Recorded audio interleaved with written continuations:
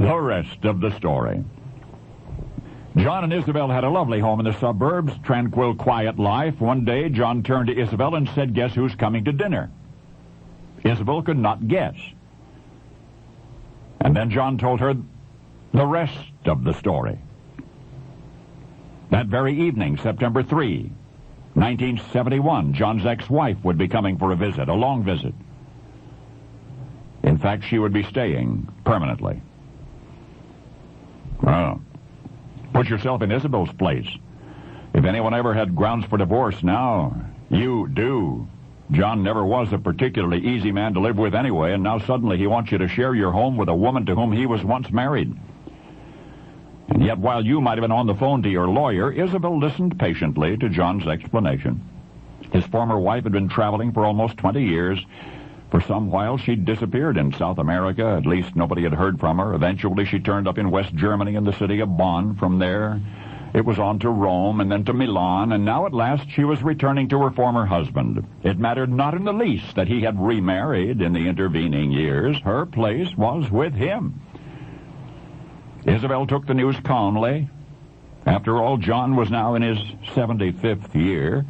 Who knew how much longer he had to live, and if seeing his ex-wife fulfilled him somehow, why should Isabel deny him the opportunity? So, Isabel welcomed John's former spouse into her household. I can't imagine that first evening being anything but tense, the three of them seated at the candlelit dinner table, Isabel, John, and John's ex-wife, who said absolutely nothing all night. Elderly John did much reminiscing about old times. His ex-wife failed even to smile. Then how might one explain Isabel's apparent sympathy toward this strange woman? For not only did Isabel tolerate her presence, she cared for the woman from her husband's past, even fussed over her, fixed her hair.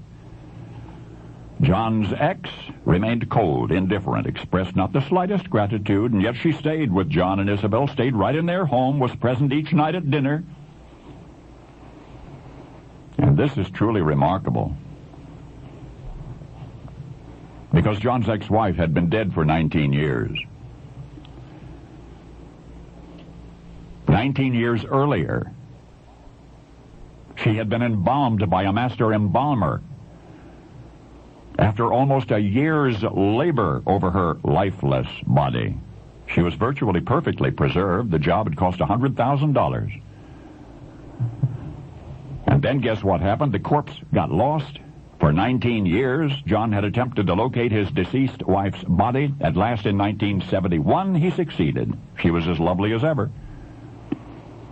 And that's how, in a lavish villa in an exclusive suburb of Madrid, Spain, a cadaver came to dinner, the object of an exiled dictator's perverse affection.